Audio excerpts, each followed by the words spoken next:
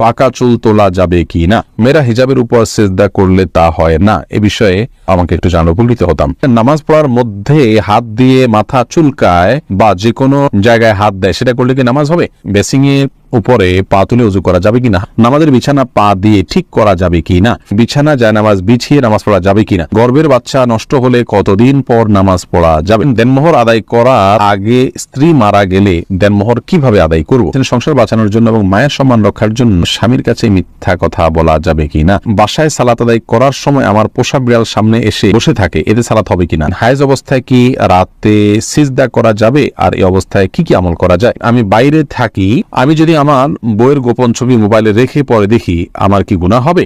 কাজী ছাড়া দুজন কালিমা পড়ে বিয়ে করে বিবাহ হবে কিনা? অন্তরে কুচিন্তা আসে এবং আমলের ইয়া আসে, আমাকে পরামর্শ দেন প্লিজ। মেয়েরা ফর্সা হওয়ার জন্য কোনো ক্রিম নিতে পারবে কিনা? প্রিয় দর্শক, আপনাদের যে সমস্ত প্রশ্ন ইতিমধ্যে আমাদের কাছে চলে এসেছে, আমরা সে সমস্ত প্রশ্ন উত্তর দেওয়া শুরু করছি ইনশাআল্লাহ। জান্নাতুল নাইম জানতে চেয়েছেন, হায়েজ অবস্থায় কি রাতে সিজদা করা যাবে? আর এই অবস্থায় কি কি আমল করা যায়? মাসিক অবস্থায় মেয়েরা সিজদা দিবেন না, ৫ ওয়াক্ত নামাজ পড়বেন না বা কোনো নামাজ পড়বেন না, কোরআন স্পর্শ করবেন না এবং তওয়াফ করবেন না, এছাড়া রোজা রাখবেন না, স্বামী সহবাস করবেন না, এছাড়া যে কোনো কাজ তারা করছেন, দোয়া দুরুদ ইস্তেগফার, আল্লাহর কাছে প্রার্থনা, ইসলাম বই পুস্তক পড়ায় সব কাজগুলো তারা করতে পারবেন, কোনো সমস্যা নেই। আল মুজাহিদ জানতে চেয়েছেন, বাসায় সালাত আদায় করার সময় আমার পোষা বিড়াল সামনে এসে বসে থাকে, এতে সালাত হবে কিনা? জি আল মুজাহিদ ভাই, কোনো অসুবিধা নেই, পোষা বিড়াল যদি সামনে এসে বসে থাকে আপনার সালাত আদায় হয়ে যাবে। প্রিশিলা আহমেদ আপনি জানতে চেয়েছেন, সংসার বাঁচানোর জন্য এবং মায়ের সম্মান রক্ষার জন্য স্বামীর কাছে মিথ্যা কথা বলা যাবে কিনা? সংসার বাঁচানোর জন্য যদি হয় তাহলে কথা ঘুরিয়ে বলবেন, সরাসরি মিথ্যা না হলে মিথ্যা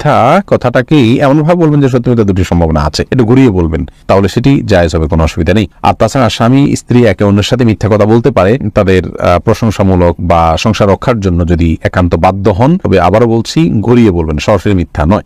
আব্দুল মান্নান জানতে চেয়েছেন, আমি বাইরে থাকি, আমি যদি আমার বইয়ের গোপন ছবি মোবাইলে রেখে পরে দেখি, আমার কি গুনাহ হবে?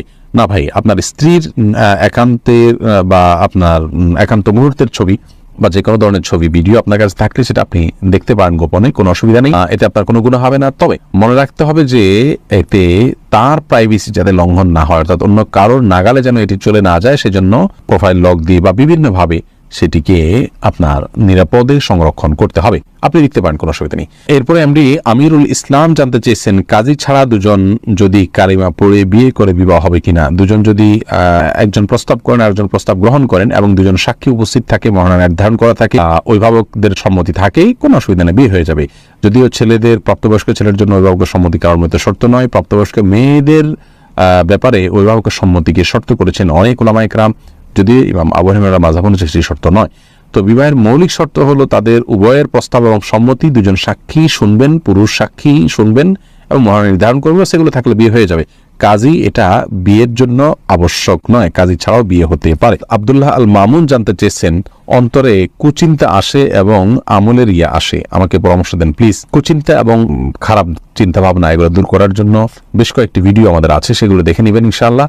আপনি বাজে কোনো চিন্তা আসলে বাম দিকে থুতু ফেলে 3 বার আমানতু বিল্লাহি ওয়া রাসূলিহি এটা পড়বেন, সেই সাথে আল্লাহ তাআলার কাছে দোয়া করবেন, পানাহ চাইবেন, আল্লাহুম্মা জাআল ওয়াসাওয়িসা কলবি খাশিয়াতাক, আল্লাহ আমার অন্তরের কুমন্ত্রণাগুলোকে আপনার ভয় দিয়ে আপনি পরিবর্তন করে দিন, এভাবে আল্লাহর কাছে দোয়া করতে পারেন, নিজের ভাষায় আপনি বলতে পারেন। সেই সাথে আপনার আল্লাহকে নিয়ে যদি বাজে চিন্তা আসে তার জন্য আলাদা কিছু পরামর্শ আছে, আমাদের ভিডিও দেখে নিবেন। ইয়া আসলে সমস্ত আমলকে লুকিয়ে করার চেষ্টা করবেন, এই প্রবণতা আপনার মধ্যে থাকলে এবং এই কসরত আপনি কিছুদিন করলে ইনশাআল্লাহ রিয়া দূর হয়ে যাবে। রেবা তরফদার আপনি জানতে চেয়েছেন, কুড়িয়ে পাওয়া নবজাতক শিশু নিজ সন্তানের মতো প্রতিপালনের ক্ষেত্রে তার পিতা মাতার নাম কি নিজেদেরটাই ব্যবহার করতে পারবো, নইলে তার স্কুলে ভর্তি আইডি বিভিন্ন ক্ষেত্রে সমস্যা দেখা দিবে, সমাজে সে তো প্রতিটি ক্ষেত্রে হেয় প্রতিপন্ন হবে, খুব চিন্তা আছে, আশা করি সঠিক নির্দেশনা পাবো।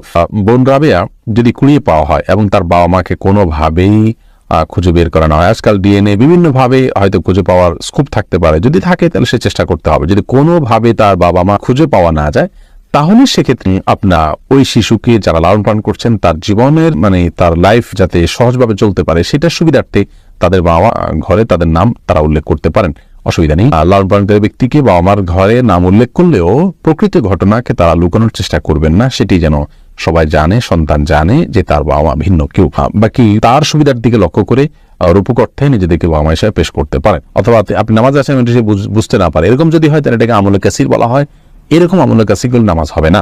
আর যদি হাইয়া আছে নামাজের। আলামিন হোসেন জানতে চেয়েছেন গর্ভের বাচ্চা নষ্ট হলে কতদিন পর নামাজ পড়া যাবে? গর্ভের বাচ্চা যদি নষ্ট হয়ে যায় এবং রক্ত ব্লিডিং হতে থাকে, নেফাস হতে থাকে যেটাকে বলা হয়, সেটা হলে সর্বোচ্চ 40 দিন পর্যন্ত তিনি নামাজ থেকে বিরত থাকবেন, তারপর নামাজ পড়তে হবে ব্লিডিং থাকলেও। আর যে ব্লিডিংটা তার আগে বন্ধ হয়ে যায় 20-25 দিন 30 দিনের মাথায়, তাহলে যখন বন্ধ হবে তখন দেখবেন নামাজ শুরু করবেন। এরপরে এমডি নূর আলম জিকু আপনি জানতে চেয়েছেন মেয়েরা ফর্সা হওয়ার জন্য কোনো ক্রিম নিতে পারবে কি না। নিজের সৌন্দর্যকে, নিজের প্রকৃত রঙকে লুকানোর জন্য যদি এরকম কোনো ক্রিম ব্যবহার করে বিয়ের সুবিধার জন্য, যাতে মানুষ ফর্সা দেখে বিয়ে করে, পরবর্তী দেখবে যে পুরো শরীর কালো, এরকম করলে প্রতারণা হবে, সেজন্য এটা নাজায়েজ হবে, হারাম হবে।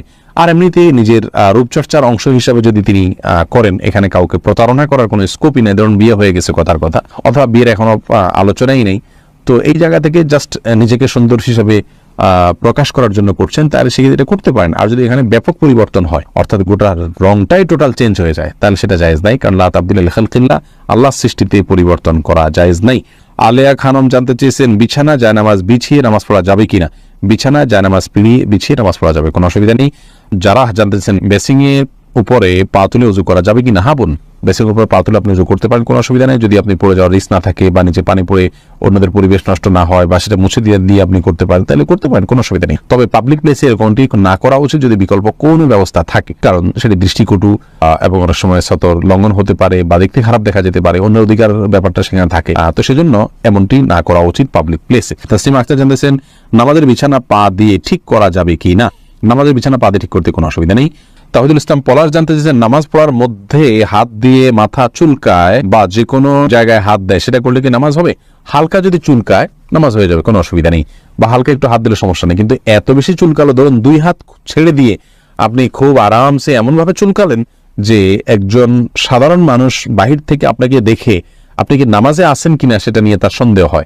রূপ আছে, আপনি সেই রকম ইয়ের মধ্যেই আছেন, নামাজের অবস্থার মধ্যেই আপনি আছেন, বোঝা যায় যে আপনি নামাজে আছেন, সে অবস্থা বজায় রেখে ধরুন হাতে একটা বাধা আছে, আরেকটা দিয়ে হালকা একটু চুলকালেন, মানুষ দেখলে বুঝতে পারতেছে যে আপনি নামাজে আছেন, আপনার ভাবভঙ্গি বাধাটা বোঝা যাচ্ছে। এরকম যদি হয় তাহলে এটুকু চুলকালে কোনো অসুবিধা হবে না, জায়েজ হবে। এবারে মানসুর আলী জানতে চেয়েছেন দেনমোহর আদায় করার আগে স্ত্রী মারা গেলে দেনমোহর কিভাবে আদায় করুন। দেনমোহর করার আগেই যদি স্ত্রী মারা যান, আল্লাহ মাফ করুন, তাহলে এটা তো স্ত্রীর পাওনা ছিল, এটি আপনি স্ত্রীর ওয়ারিস যারা তাদের মধ্যে যার যতটুকু প্রাপ্য আছে সে হারে বন্টন করে দিতে পারেন, অথবা তার পক্ষ থেকে আল্লাহ রাস্তা দান করে দিলেন যেন সব তিনি পেয়ে যান। নীলুফার ইয়াসমিন মাইশা আপনি জানতে চেয়েছেন সম্প্রতি একটা মাদ্রাসায় পড়া বোনের কাছ থেকে শুনেছি মেয়েরা হিজাবের উপর সেজদা করলে তা হয় না, এ বিষয়ে আমাকে একটু জানার উপকৃত হতাম।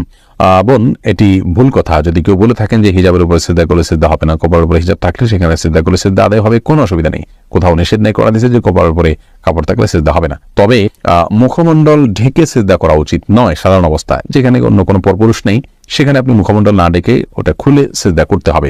হাদিস স্পষ্টভাবে মুখমণ্ডল ঢেকে সেজদা করার পর নিষেধাজ্ঞা রয়েছে। সাইফুর রহমান সিয়াম জানতে চেয়েছেন পাকা চুল তোলা যাবে কি না। পাকা চুল আপনার একটা বা দুইটা হয়, সেটা তোলা উচিত নয়, কোনো কোনো হাদিসে সেটি নিষিদ্ধ রয়েছে। বিশেষ করে নিজের বয়স লুকানোর জন্য অনেকেই কাজটি করে থাকেন, এটি না করাই